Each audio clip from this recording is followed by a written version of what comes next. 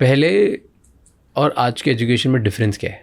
मतलब आज क्या ज़रूरत है, आज के ज़माने में कैसा एजुकेशन चाहिए जिससे लोग एक्चुअली पैसा कमा सकते हैं और बहुत जीत सकते हैं, एंड पुराना कैसे था? Give me a whole like a proper timeline कि कहाँ से एजुकेशन स्टार्ट हुआ, कहाँ पे चेंज हुआ, कहाँ पे हम गलत हो गए. क्योंकि पहले as far as I have heard हमारा एजुकेशन सिस्टम बहुत रिच था, राइट? वर्ल्ड वाइड इंडिया का एजुकेशन सिस्टम वर्ल्ड से पूरे वर्ल्ड में से I think one of the best था.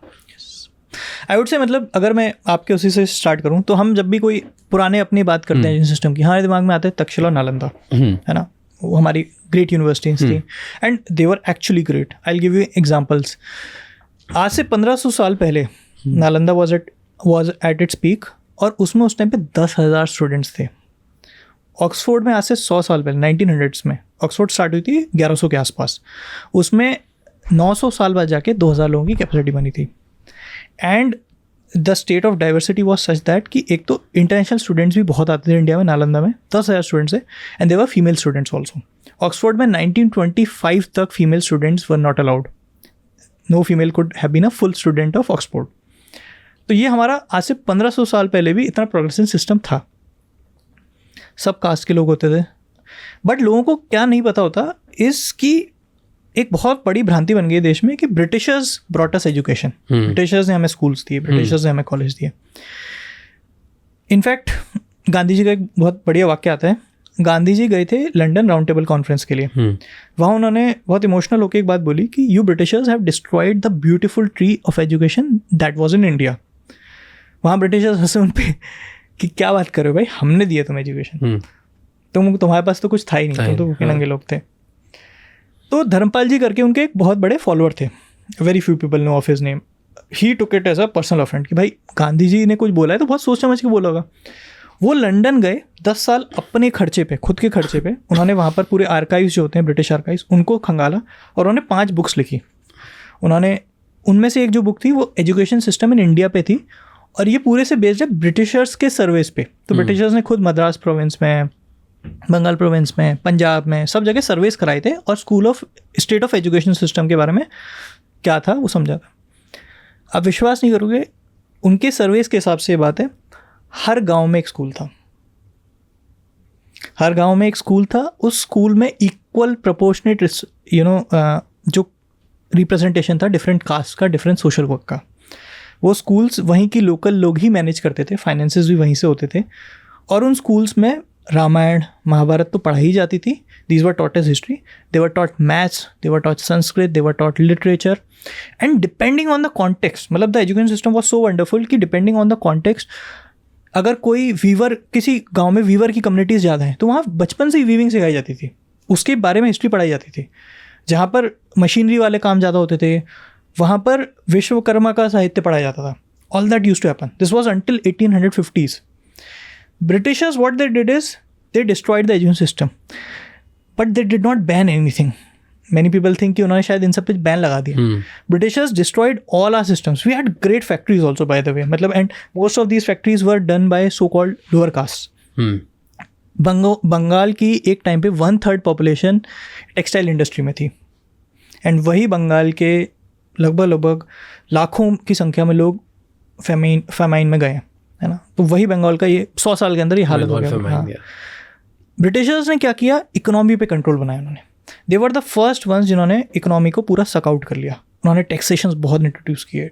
इंडिया के जो एक्सपोर्ट्स हैं उस पर बहुत ड्यूटीज़ इम्पोज की. इंडिया के प्रोड्यूस पे बहुत ड्यूटी एक्सपोर्ट की. फार्मिंग में उन्होंने उस तरह की चीज़ें जो उसको कैश क्रॉप बोलते हैं उनको डलवाया. उससे इंडिया की, और वहाँ से जो ब्रिटिश के लंदन से चीज़ें आ रही हैं, फिर ब्रिटेन से चीज़ें आ रही हैं, उन पे ड्यूटी फ्री कर दिया. उससे हुआ क्या, हमारी इकोनॉमी पूरी चरमरा गई. जहाँ हम इतनी प्रॉस्परस थे, जहाँ हमारे इतने अच्छा एजुकेशन सिस्टम था, वहाँ ये 50 साल में हालत हो गया 1850 to 1900 में कि हमारे पास खाने पीने के लिए तो मुश्किल आ गई, तो पढ़ाई कहाँ से होगी. तो एक वो जो ब्यूटीफुल ट्री ऑफ एजुकेशन था, ब्रिटिशर्स ने उसको सिस्टमिकली इस तरह से डिस्ट्रॉय किया. तो ये प्राइमरी एजुकेशन इस तरह से हुई और उसको फिर हम नहीं उठा पाए. आज भी अगर मैं आज के कॉन्टेक्स्ट में देखूंगा, मतलब ये मेरे को, जब मैं पास के गांव जाता था बच्चों को पढ़ाने कॉलेज के टाइम में, तब मुझे बहुत स्ट्राइक होता था कि वो बच्चों को हम पहले तो प्राइमरी एजुकेशन भी इंग्लिश में दे रहे हैं। बच्चा मैं देखता था सूरज जो आसमान में जिसको वो डेली बोलता है, और सन जो वो इंग्लिश की बुक में पढ़ रहा है अपनी, उसको रिलेट ही नहीं कर पाता था। उसको वो दोनों चीज़ें उसको अलग लगती थी, क्योंकि आपने, और ये बहुत प्रूवन स्टडीज़ हैं अब यहाँ पर कि आपको अपनी प्राइमरी एजुकेशन पूरी आपकी मदर टंग में होनी चाहिए। सेकेंडली, बहुत अच्छी बात है, दुनिया जहाँ की उसको चीज़ें पढ़ाई जा रही हैं, तमिलनाडु में क्या उगता है, पंजाब में क्या उगता है, सारी बात सही है। उस गांव में, उस एरिया में क्या उगता है, क्या उसकी हिस्ट्री रही है, वो सब पढ़ाया ही नहीं जाता। तो पूरी एजुकेशन ऐसी है जो डिस्कनेक्टेड है आपकी एग्जिस्टिंग लाइफ से। आपकी फैमिली क्या करती है उसका कुछ नहीं सिखाया जाएगा आपको उस एरिया का कुछ नहीं सिखाया जाएगा। तो उससे आप, और कंट्रोल भी पूरा सेंट्रल। आप आज सोचोगे तो एक सबसे बड़ा चैलेंज जो अगर एजुकेशन का मैं बोलूँगा तो the problem has been centralization of education. Teachers ऊपर सेंट्रल एग्जाम से अपॉइंट होके गांव में आ जाएंगे। There will be no say of villages in that कि कौन टीचर यहाँ बनेगा कौन नहीं बनेगा, क्या बिल्डिंग होनी चाहिए, क्या रंग होना चाहिए, उस पर कोई से नहीं है, क्या पढ़ाया जाना उस पर तो बिल्कुल ही से नहीं है। ऊपर से बुक्स छप के आ जाएंगे यहाँ पर। तो मेरे को ग्वालियर के बारे में मैंने कभी बचपन में फॉर्मली पढ़ा ही नहीं है। अगर मैं पढ़ता तो मुझे एक सेंस ऑफ बिलोंगिंग आती, मुझे हिस्ट्री के बारे में पता चलता, मुझे अपने एरिया के बारे में पता चलता, तो उसकी प्रॉब्लम्स पता चलती, तो मैं उसको सॉल्व करने की कोशिश करता। और इसलिए मतलब जैसे हम भी जो इनिशिएटिव ले रहे हैं, तो हमारी ये कोशिश रहती है कि जैसे न्यूटन स्कूल ऑफ टेक्नोलॉजी में कि उस एरिया के बारे में तो अवेयरनेस रहे। तो हम वहाँ पर बच्चों को, हमारी ऐसे सब्जेक्ट्स भी हैं जहाँ पर आसपास जाना पड़ता है, किसानों के बीच में रहना पड़ता है, ये सारी चीज़ें करनी पड़ती है, तो एक अवेयरनेस बढ़े, उनकी प्रॉब्लम सॉल्व करो। तो education has been very disconnected to what is happening on the ground. That is the biggest challenge of education, I'll say today. Ground reality से बहुत दूर है, बहुत दूर है।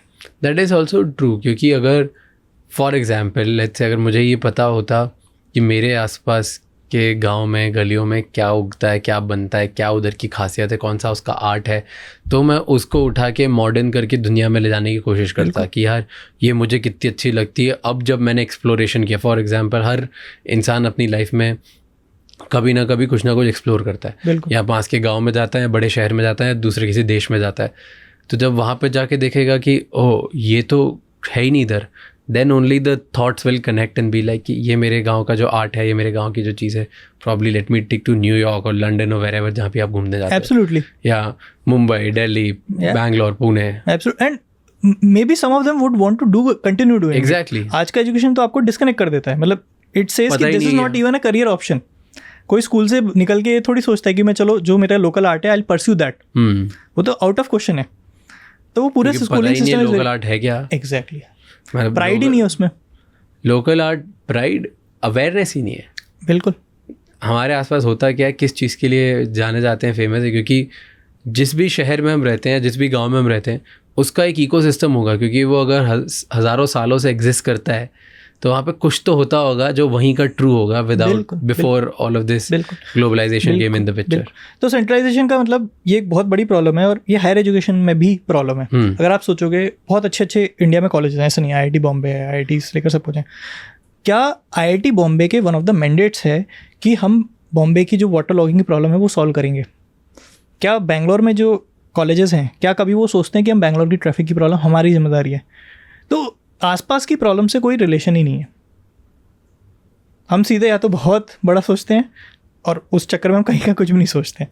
तो it's very disconnected and this centralization has caused a lot of problems in our society. Really, but do you also feel कि ऐसी चीज़ करने से आप कभी भी लाइफ में कुछ बड़ा नहीं सोच पाओगे? फिर I am just thinking from a different length.